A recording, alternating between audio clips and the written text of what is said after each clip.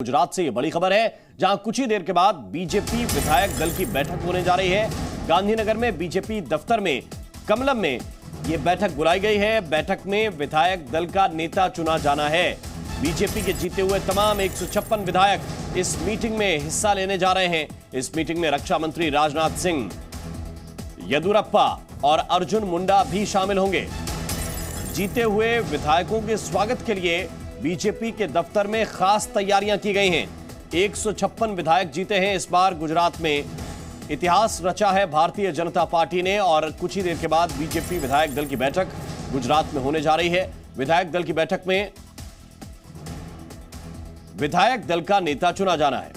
जरा देखिए नतीजों में वोट प्रतिशत क्या कहता है। बीजेपी को 53% वोट मिले हैं, कांग्रेस को 27% वोट मिले हैं इस बार। आम आदमी पार्टी जिसकी एंट्री थी इस बार 13% वोट उसे मिले और 7% वोट।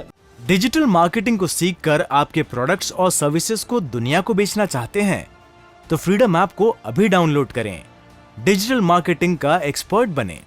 अन्य दलों में बंट गए हैं, निर्दलियों में बंट गए हैं। तो ये ओवरऑल स्थिति बनी है जिसमें सबसे ज्यादा 53% वोट जो है बीजेपी को मिले, 27% कांग्रेस के खाते में गए।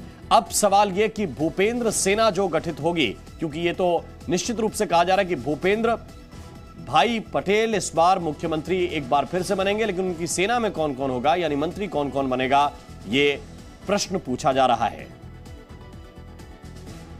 और अंकुर त्यागी इस वक्त ज्यादा जानकारी के साथ हमारे साथ जुड़ रहे हैं। अंकुर, प्रश्न बहुत सारे हैं, लेकिन सबसे पहले जरा तस्वीरें दिखाइए। बीजेपी दफ्तर में कहा जा रहा है कि स्वागत के लिए खास तैयारियां की गई हैं। देखिए, मैं आपको पहले गेट से आपको तस्वीर दिखाने की कोशिश करूंगा। जीते हुए जो एमएलए हैं उनके आने का क्रम जो है वो लगातार जारी है और ये इनमें से कई ऐसे लोग हैं जो पहली बार विधायक बने हैं। इनमें से कई ऐसे जो लोग हैं, कई विधायक हैं, कई चेहरे ऐसे हैं जो रिपीट हुए हैं। अब विधायक दल की मीटिंग थोड़ी देर में यहाँ पर शुरू होने वाली है। 10 बजे का ऑफिशियल टाइम है। उसके आने से पहले यहाँ पर इस तरह का स्वागत की जो तैयारियाँ हैं वो यहाँ पर की गई हैं। जो भी जीता हुआ बीजेपी का विधायक आ रहा है उसका कुमकुम का टीका लगाकर, मिठाई खिलाकर और फूलों के साथ यहाँ पर स्वागत यहाँ पर किया जा रहा है। तो ये एक पूरा क्रम है जो इस तरीके से लगातार सुबह से जारी है। बड़े पदाधिकारियों का भी आना बाकी है और जो सेंट्रल ऑब्जर्वर के तौर पर रक्षा मंत्री राजनाथ सिंह, येदियुरप्पा और अर्जुन मुंडा, 3 लोग ऐसे रहे होंगे। और एक बार मैं फिर दिखाऊंगा, यहाँ देखिए जिस तरह से जो तस्वीरें हैं वो साफ तौर पर आने वाले विधायकों का जिस तरह से स्वागत यहाँ पर किया जा रहा है। ये 10 बजे की जो मीटिंग होने वाली है विधायक दल की, उसको लेकर है। नए चेहरे कई सारे होंगे, कई ऐसे चेहरे होंगे जो पुराने कार्यकाल में भी थे, लेकिन जो चेहरे बदले गए हैं उनको भी यहाँ पर आज विधायक दल की मीटिंग का हिस्सा होना है। इसके अलावा बड़े पदाधिकारी होंगे। अभी तक हालांकि बड़े चेहरे यहाँ पर नहीं आ पाए हैं, क्योंकि बड़े चेहरों में जैसा हम बता रहे हैं कि केंद्रीय जो रक्षा मंत्री हैं राजनाथ सिंह हैं, येदियुरप्पा हैं और अर्जुन मुंडा हैं, ये 3 लोग हैं सेंट्रल ऑब्जर्वर के तौर पर यहाँ पर आ रहे हैं। अंकुर, आपके पास मैं वापस लौट कर आता हूं। तस्वीरें देखिए, इस वक्त हम लगातार दिखा रहे हैं और लगातार विधायकों के पहुंचने का सिलसिला भी जारी है और लगातार देखिए विधायक पहुंच रहे हैं। एक एक तस्वीर जो इस वक्त जी न्यूज़ के कैमरे में रिकॉर्ड हो रही है और ये देखिए स्वागत किस तरह से किया जा रहा है। जरा इसको भी देखिए। कमलम है बीजेपी का दफ्तर और कमलम में कुमकुम से स्वागत हो रहा है।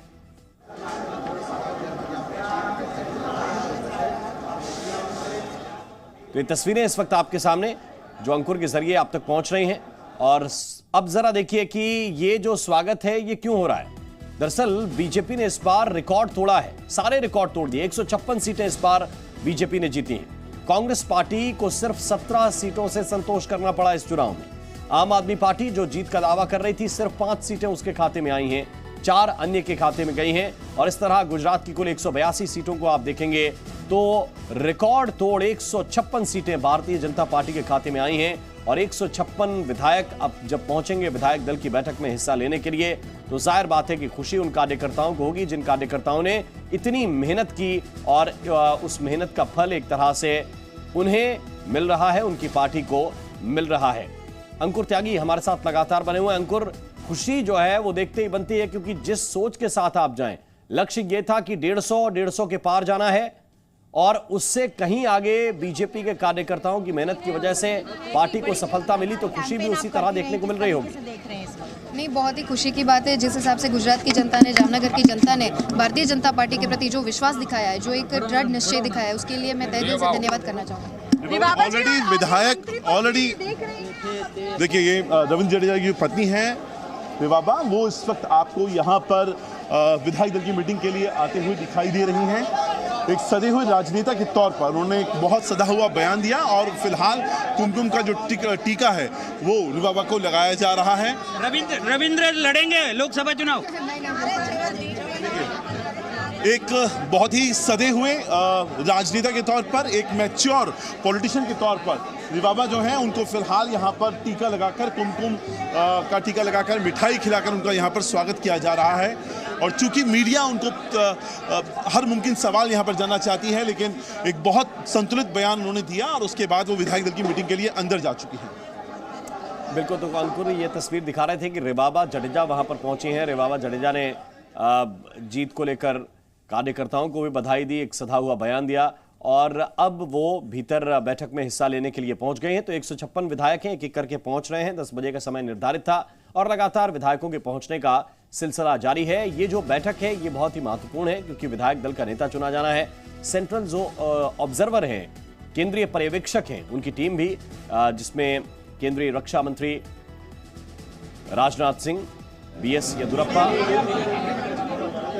ऑब्जर्वर के तौर पर होंगे और वो विधायकों से बात करेंगे। विधायकों की राय क्या है, उस राय का सम्मान भी होगा। लेकिन एक बात जो निर्धारित लग रही है वो ये कि भूपेंद्र भाई पटेल जो मुख्यमंत्री अभी थे, उन्होंने इस्तीफा दिया है और अब इसके बाद एक बार फिर से उन्हीं को कमान मिलने जा रही है। सवाल सिर्फ इतना है कि उनकी सेना में कौन कौन होगा, यानी कि मंत्री पद पर कौन कौन आसीन होगा। अंकुर हमारे साथ लगातार बने हुए हैं, एक बार फिर से उनकी तरफ चल रहे हैं।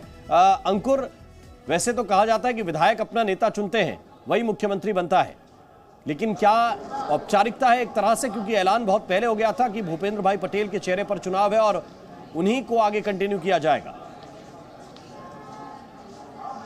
देखिए, जिस दिन चुनाव जीता था उसी दिन 8 तारीख को दोपहर के वक्त में जो CR पाटिल हैं, जो कि पार्टी अध्यक्ष हैं गुजरात के, उन्होंने साफ तौर क्लियर कर दिया था कि जो भूपेंद्र भाई पटेल हैं वही सूबे के अगले मुख्यमंत्री भी होंगे। इससे पहले जब रैलियां हुई थी तब पार्टी के बड़े आलाकमान के जो नेता थे उन्होंने भी भूपेंद्र पटेल को ही मुख्यमंत्री पद का दावेदार बताया था और अब जो स्थिति है पूरी तरह क्लियर हो गई है। लेकिन एक प्रोटोकॉल है, एक डिसिप्लिन है पार्टी का। विधायक दल की मीटिंग होती है, जीते हुए जो विधायक हैं वो अपना विधायक दल का नेता चुनते हैं, तो उस परंपरा को जरूर यहां पर एक पूरा किया जाना था और उसी लिए विधायक दल की बैठक यहां पर बुलाई गई है। और 3 जो मेंबर हैं वो सेंट्रल ऑब्जर्वर्स के तौर पर यहां पर मौजूद रहेंगे, जिनमें रक्षा मंत्री राजनाथ सिंह हैं, उसके अलावा येदियुरप्पा जो कर्नाटक से आते हैं, पूर्व मुख्यमंत्री रह चुके हैं, और अर्जुन मुंडा। ये 3 लोग हैं जो सेंट्रल ऑब्जर्वर के तौर पर यहां मौजूद रहेंगे और उसके बाद जो विधायक दल के नेता सर्वसम्मति से अपना विधायक दल का नेता चुनेंगे। हालांकि किसी भी नए विधायक से या किसी भी विधायक से अगर आप पूछें तो अभी भी वो कह रहा है कि जब विधायक दल की मीटिंग शुरू होगी तो उसके बाद ही हम तय करेंगे। हालांकि इससे पहले कई बार औपचारिक तौर पर, अनौपचारिक तौर पर ऐलान किया जा चुका है। बिल्कुल, ऐलान अनौपचारिक तौर पर हो चुका है और स्वाभाविक तौर पर जिस व्यक्ति के चेहरे के साथ आप चुनाव में गए, प्रधानमंत्री ने जिसका मंच से ऐलान किया, वो स्वाभाविक तौर पर चुना जाएगा। लेकिन विधायकों की भी अपने अनुशासन की सीमाएं हैं और विधायक इसीलिए कह रहे हैं कि अंदर जो निर्णय होगा उसके बाद ही ये औपचारिक तौर पर कहा जाएगा। लेकिन अंकुर, हम अगर बीजेपी के इस प्रदर्शन की बात करें, ओवरऑल जो प्रदर्शन रहा है, ये कहीं ना कहीं ये भी बता रहा है कि 2024 के लिए जो बीजेपी की तैयारियां हैं, विशेष रूप से जेपी नड्डा ने जो बैठक की थी कि जिन सीटों पर पिछली बार वो हार गए थे, जीत नहीं सके थे, उसको लेकर रणनीति पहले बन चुकी है। तो ये एक तरह का बूस्टर है ये चुनाव का नतीजा, क्योंकि कहा जा रहा था कि गुजरात के नतीजों से काफी कुछ तय होगा।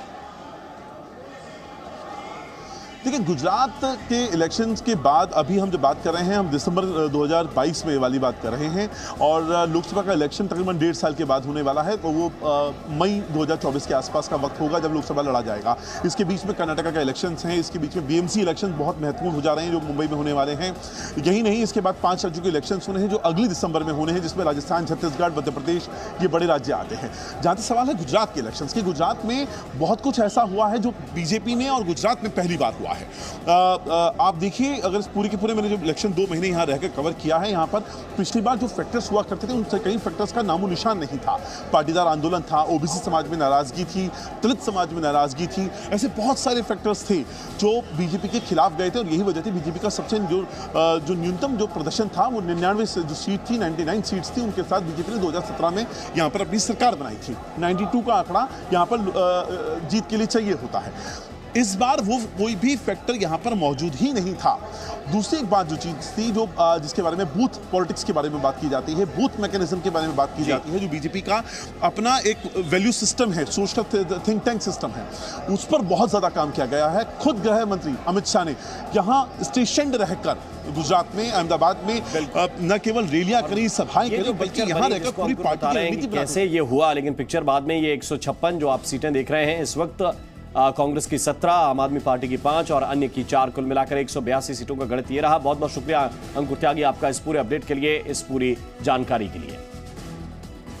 डिजिटल मार्केटिंग को सीखकर आपके प्रोडक्ट्स और सर्विसेज को दुनिया को बेचना चाहते हैं तो फ्रीडम ऐप को अभी डाउनलोड करें। डिजिटल मार्केटिंग का एक्सपर्ट बनें।